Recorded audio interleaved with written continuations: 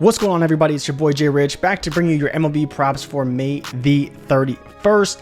Now, starting off with yesterday, we did okay. JD Martinez let me down. My Red Sox let me down.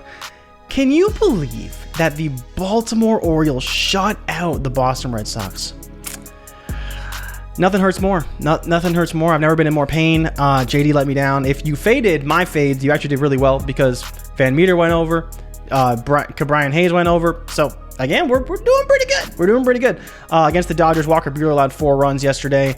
And then as well, Randy Arozarena went over. And Mookie Betts, he did what he did. He bombed one. So we're good to go there. Mookie's been killing it. And I will show you some stats about him later on because he, of course, made it again today into the projections. So I will go over that right now. But I just wanted to kind of do a quick recap for you. So if you've been fading my fades recently, you've been doing pretty well. And if you've been playing my studs, you know, JD's been letting me down. But don't worry. No JD today.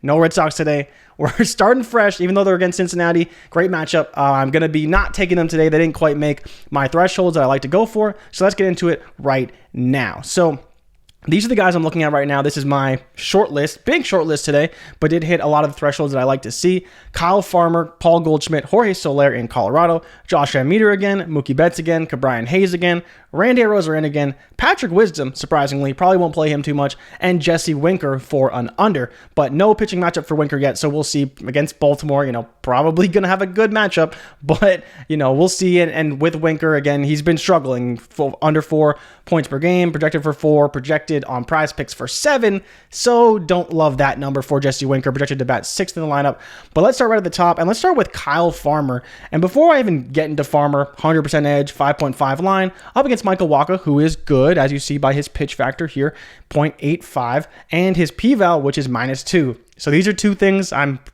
usually saying, I'm probably fading Kyle Farmer. But at the same time, if you look at his last 14 days here, he has been exceptional, like exceptionally good. In 8 games, he's averaging 3.25 total bases per game, over an RBI per game, 5 extra base hits, 7 runs, 10 RBIs. More importantly, 4 stolen bases. That's what's really bumping his projection, is these 4 stolen bases in these 8 games is really, really, really bumping his projection a lot. But he's also hitting .536 in this span. It's very difficult to fade a guy like Kyle Farmer with how well he's playing. But he's been phenomenal. And you see the guys at the top of this list. Mookie Betts, Paul Goldschmidt, Rafael Devers. Farmer is 4th, Jose Ramirez 5th. This is sorted by total bases per game and sorted at 2.5 per game if you want to look at these guys. These are all the guys averaging 2.5 bases per game over the last 14 days. But going back to the projections with Kyle Farmer, I still don't necessarily want to take him, but he is the highest edge on this slate as far as my model is concerned. So if you do want to play him, he's not a bad play. He doesn't ever have a hit against Wacha. Fastball, again, not looking great, but we can still infer that there's a chance he goes over and plays pretty well. So I'm not all out on Kyle Farmer, but he's not a core guy as it stands right now. Now going into Paul Goldschmidt at number 2, I just read off some of the stats on the other sheet about Paul Goldschmidt, but again, we are playing Goldschmidt. He's playing too well. It's insane how well he's playing, 15.5 points per game. Up against Blake Snell, who's been okay. He's a lefty who throws a lot of pitches, doesn't go too deep in games, so there's always a chance to go after that San Diego bullpen, but we don't really need it. Paul Goldschmidt's just on another level, playing phenomenally well. As you see, the P-Val matchup, he's been excellent against both fastballs and sliders this season. Those are the 2 pitches that Blake Snell likes to throw a lot. And so if he does choose to throw them, Paul Goldschmidt's probably going to have a pretty good day. I'm always down to ride a hot bat, and Paul Goldschmidt is definitely that. Over 100% edge. Even though he's projected at 7.5, he should be at 8.5. One of the reasons why he's not that high is because Nolan Arenado behind him has been struggling. So it's not been as easy for Paul Goldschmidt to get people to bat him in, score runs, but he's been doing it himself, hitting home runs, hitting a lot of extra base hits. So I do love Paul Goldschmidt today, and is definitely a core play.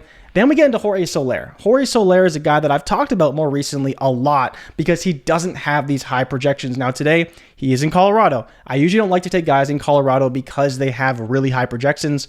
Jazz Chisholm yesterday had a PrizePicks line of 9. I was like, no, sir.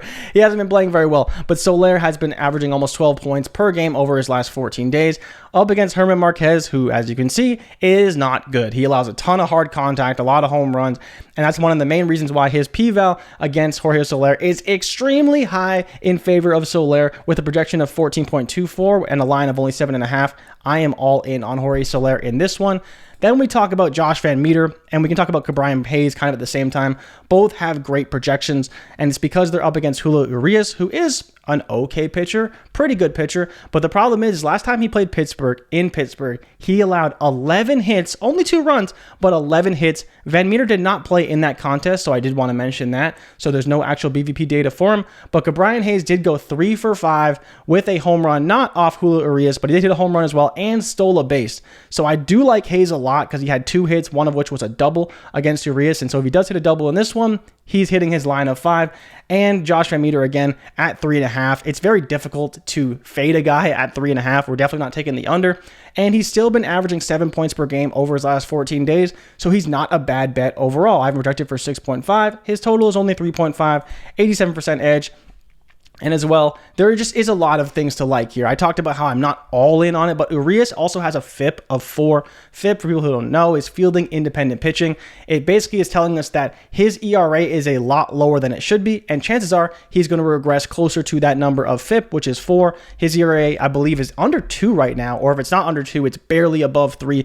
Or sorry, not under 2, but under 3. But if it's not under 3, it's probably barely above 3 right now, which says he's playing well, but his FIP number suggests that he's overperforming what he should be doing right now, and that's what makes him a regression candidate to go backwards in the ERA department, which could mean good things for the Pittsburgh Pirates, who I believe put up 5 or 6 runs yesterday on the Dodgers and won the game. So lots of things headed that direction for both those players and do have very modest projections. Mookie Betts is next on the list. He is going to be an auto play. You see here, we don't know who is pitching for the Pirates today. I frankly do not care. I am all in on Mookie Betts. I will be taking him today. Absolutely projected for almost 16 points, even without any pitch factor factored in. Now that could bump it down, at which point maybe he's not at 87. He said he's at 75. I don't care. I'm taking Mookie Betts. He's been way too good. Still at 8.5. Still averaging 16.5 over his last 14 days. There's just so many things to love with Betts. I've talked about every day how it's just impossible to get him out right now, and that's going to continue. I'm all in on Betts today. Him and Goldschmidt are 2 guys I just absolutely love, want to ride them while they're hot because they are just performing at an extremely high level, so I'm all in on Betts today. Then we're talking about Randy Arozarena. Again, this is where the data doesn't really support an over, but there is a pretty good shot he goes over. His projection's only 5.5.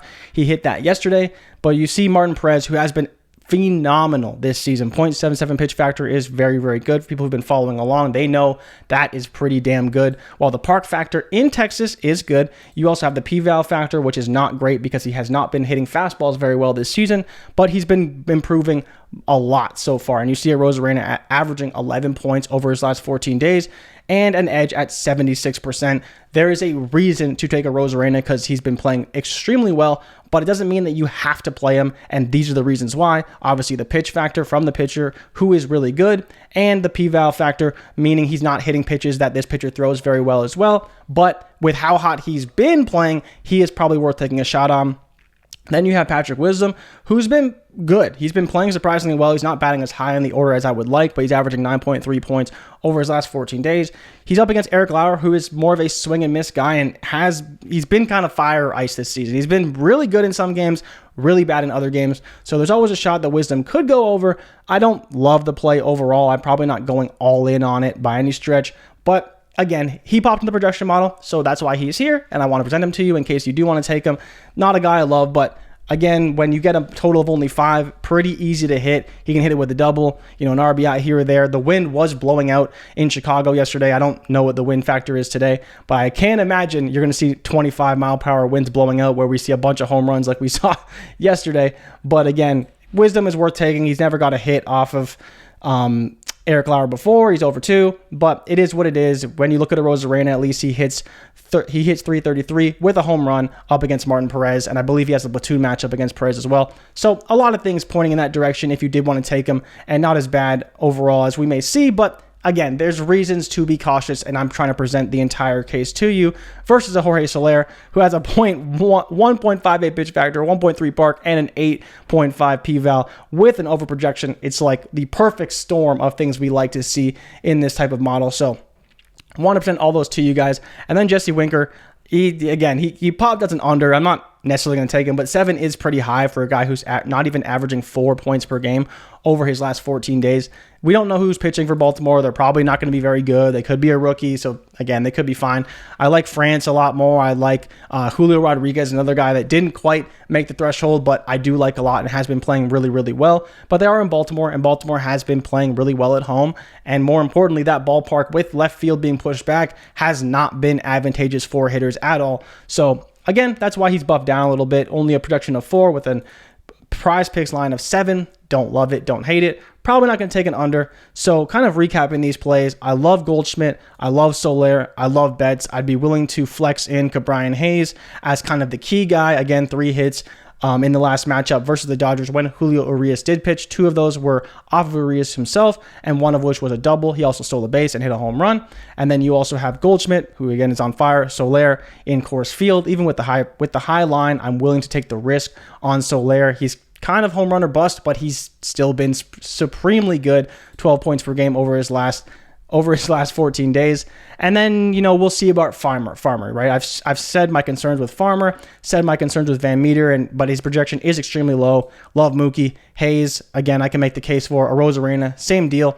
Wisdom probably fading, and Winker, I don't really want to touch that much. But again, wanted to present the case to you guys in case you did want to look at an under, because it's always fun to sweat those unders late in games. But overall, that's what we're looking at today. So as always, if you tail, give them hail, and if we fail, do not bail. I'll be back tomorrow with the June 1st picks. We're getting into June. Summer's heating up. And more importantly, I have to get this. I cannot stress this enough.